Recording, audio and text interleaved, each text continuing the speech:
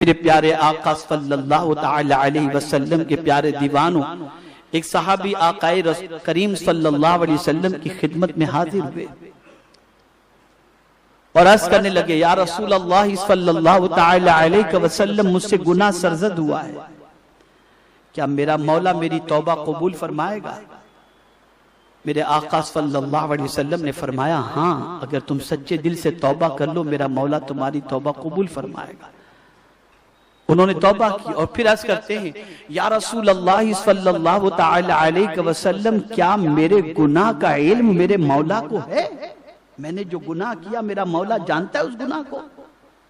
سرکار نے فرمایا، ہاں، اس سے کوئی چیز چھپی ہوئی نہیں، اتنا سننا تھا کہ بدن پہ کپ کپی طاری ہوئی اور اسی وقت جسم سے روح پرواز کر گئی۔ اللہ سے کوئی چیز چھپی ہوئی نہیں،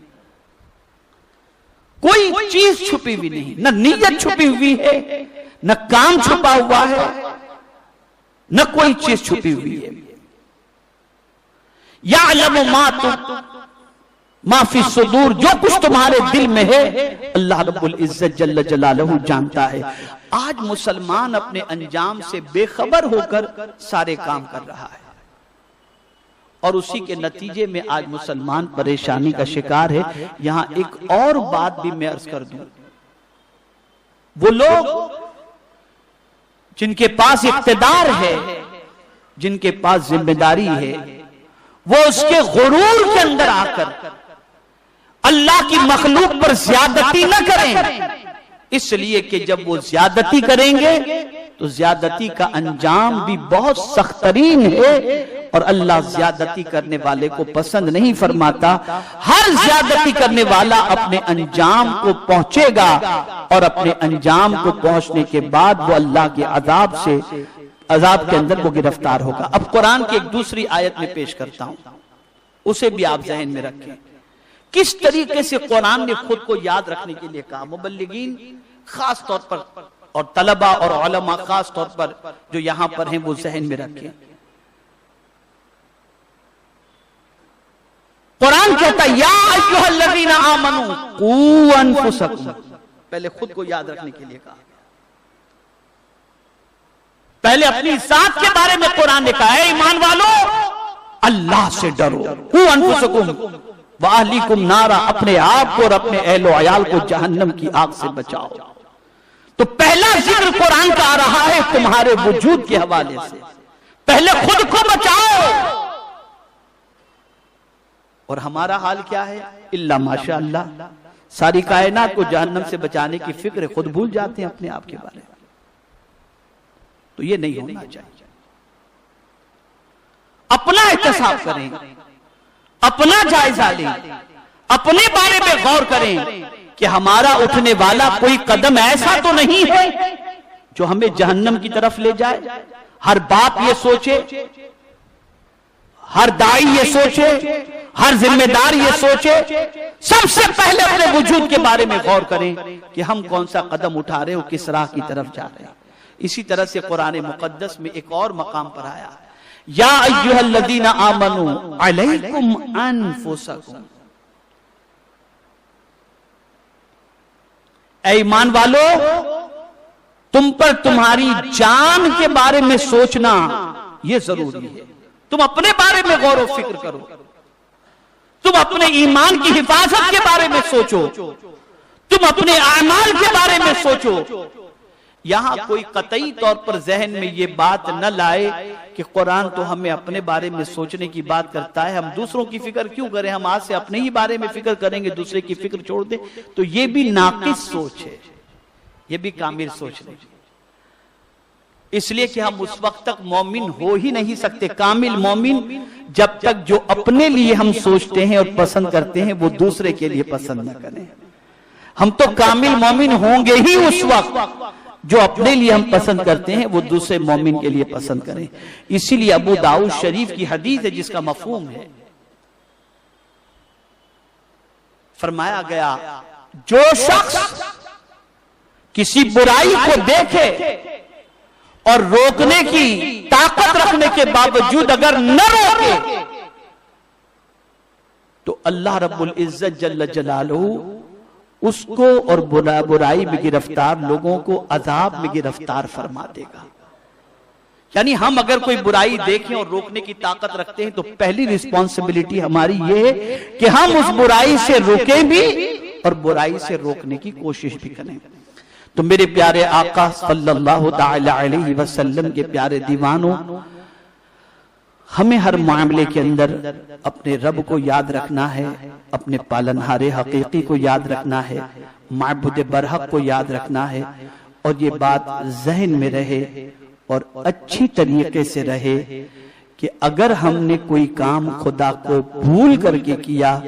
تو معاذ اللہ خدا کا تو کچھ نہیں بگڑے گا، ہم خود اپنا بہت کچھ بگاڑ کر کے بیٹھ جائیں گے، یعنی ہم ایسی راہ پر چل پڑیں گے جو راہ کامیابی کی نہیں ہوگی، ناکامی کی راہ ہوگی۔ تو میرے پیارے آقا صلی اللہ علیہ وسلم کے پیارے دیوانوں، ہر معاملے کے اندر ہمیں اپنے کریم کو یاد رکھنا ہے، اس کی یاد میں ہمیں زندگی گزارنا ہے۔ یہی وجہ ہے کہ جانور کو ذبح کرتے وقت بھی ہمیں اللہ کو نہیں بھولنا، اپنے کریم کا ذکر کر کے جانور کو ذبح کرنا ہے۔ ہر موقع پر اللہ کو یاد کرنے کے لیے کہا گیا، اللہ کو یاد کرنے کے لیے کہا گیا۔ تو آج سے یہ ذہن بنا لو، کچھ بھی کرو اللہ کو یاد رکھو۔ جب اللہ کو یاد رکھو گے قدم برائیوں سے رک جائیں گے۔ اس کی مثال اکثر میں دیا کرتا ہوں کہ آپ اگر ایسی جگہ ڈرائیو کر کے جا رہے ہیں جہاں پر کیمرہ لگا ہوا ہے، فائن کے ڈر سے کہ کیمرہ دیکھ رہا ہے آپ اپنی سپیڈ سلو کر دیتے ہیں، حوالدار کھڑا ہے تو آپ سگنل نہیں توڑتے ہیں، یہ ساری چیزوں کا آپ خیال رکھتے ہیں۔ کیوں؟ اس لیے کہ آپ کے دل میں ان کا ڈر بھی ہے اور فائن کا بھی ڈر ہے، جس کی وجہ سے آپ اپنے آپ کا خیال کرتے ہیں۔ بس آپ یہ ذہن میں رکھو، ہم گھر کی چار دیواری میں ہوں یا دنیا کے کسی خطے میں ہوں،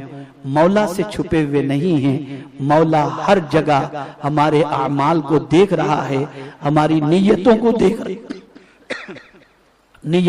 دیکھ رہا ہے۔ اگر ہم نے اس کو یاد کر کے کوئی کام کیا، اور اسی لیے بزرگان دین زیادہ تر اس چیز کا خیال فرماتے تھے کہ وہ عبادت و ریاضت و سخاوت یہ ساری چیزیں چھپ کر کے کیا کرتے تھے تاکہ کوئی دیکھے نہیں، جس کو دکھانا ہے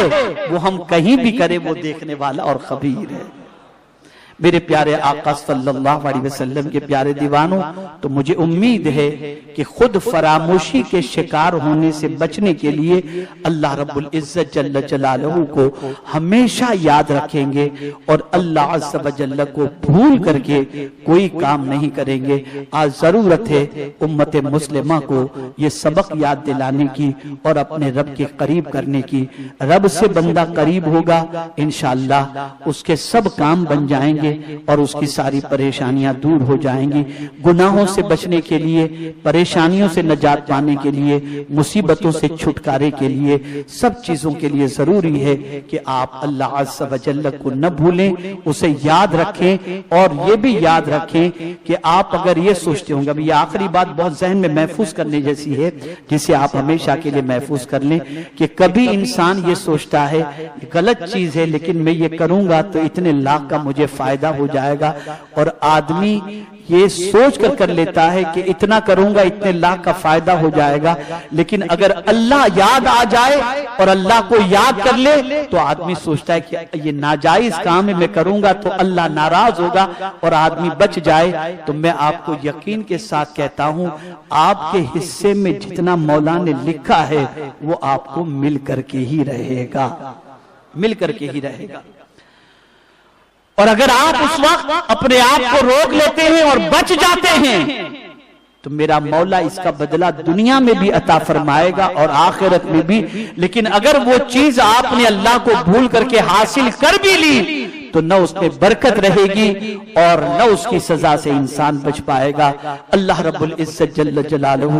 آقا کریم رؤوف رحیم علیہ تحیت و تسلیم کے صدقہ و توفیل مجھے آپ کو سب کو قرآن و حدیث پر عمل کی توفیق نصیب فرمائے اور ہمیں خدا فراموشی سے بچنے کی توفیق نصیب فرمائے، اور پروردگار اپنے پیارے حبیب صلی اللہ علیہ وسلم کی نعلین پاک کے صدقہ و توفیل امت مسلم مسلمہ کو دونوں جہاں میں کامیابی اور کامرانی نصیب فرمائے.